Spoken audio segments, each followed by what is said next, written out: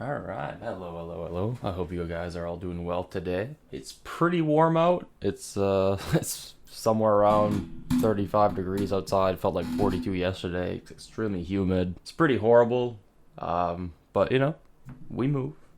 So I got a couple fun articles. I got something about stars. I got a deep diving turtle, and I've got a little bit of stuff about dark matter today. So we'll just hop right into it. Using the James Webb Space Telescope's mid-infrared instrument, MIRI, I guess, an Atacama Large Millimeter Submillimeter Array, ALMA, the U.S. National Science Foundation were able to see two young stars with a disk around them and emitting jets parallel to each other. ALMA spotted the disk while MIRI found the jets. The disks from the stars are revealed to be 100 times wider than the distance between Earth and the Sun, which I think is pretty cool. The funny thing is they weren't intending to study that area, but given since they were short on time and they didn't know how long they had with the telescope, they just kind of said, YOLO, let's do it. Took a couple looks, managed to find something pretty remarkable. ALMA seems to be a pretty useful tool. They've added other upgrades and stuff to it, and it seems to be doing some pretty cool work to seeing stuff in the sky, so that's pretty fun. Moving straight into the turtle, a migrating western Pacific leatherback turtle dove down to 4,409 feet, breaking the current known world record for deepest turtle dive. Leatherbacks are known as the deepest diving reptiles and held the prior record at 4,200 feet. For context, Navy submarines have gone down to almost 3,000 feet, and the deepest human scuba dive was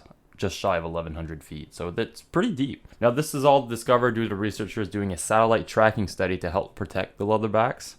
The Solomon Islands nesting leatherbacks are part of an endangered Western Pacific population. Due to this, the Nature Conservancy Solomon Islands program, pretty lengthy name, I've been studying them thoroughly. Here's the journey of a turtle named Auntie June, who is a mid-season nester, so they're following them all over the place. I'm going to move into the dark matter, which is a little bit more of a girthy one here. According to NASA, for about 50 years, the scientific community has been struggling with the issue of dark matter. All observable matter doesn't result in how the universe functions. Invisible and inobservable matter has an effect on it all, and we just can't get our eyes on it. Until now. The first discovery of dark matter was kind of due to centrifugal force a little bit. The stars at the edge of a galaxy would be dismantled or flown out of orbit due to how fast they were rotating around a spiral galaxy. So the mass of the dark matter had to be responsible for holding it together, or some other force. Something had to keep those stars, or else they'd just be gone. It doesn't make sense using science. Now, at the Massachusetts Institution of Technology, they were playing around with some of Stephen Hawking's theories revolving around black holes, where the more exotic kind is a byproduct of dark matter. So dark matter has an influence with smaller black holes, the more weird ones. Dark holes themselves have been very elusive, and only until recently have they been studied more in depth, revealing even that almost every galaxy has a black hole at its center, and that each galaxy is loaded with them. Prior black holes were seen as like a math gag of sorts, so people kind of joked around about black holes.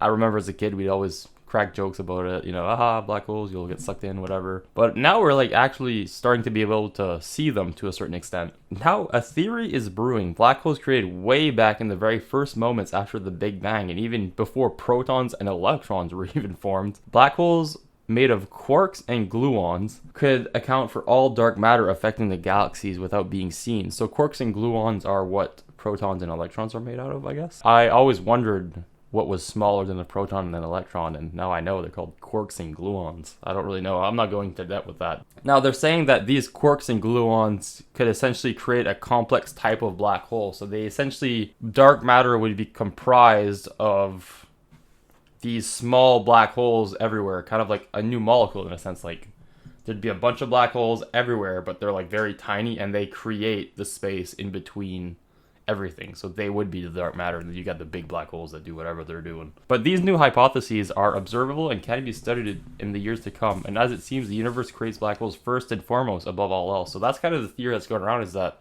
the first thing that the universe creates is black holes. Like that's the first step in nature, like small, non-deadly black holes, which I guess we don't really know what happens in a black hole either there. But so anyways, that's all I had for you guys today. If you guys found any of these interesting, you can tell me what you thought about them below. And outside of that, like, subscribe if you enjoyed. And you guys have a good one. Peace.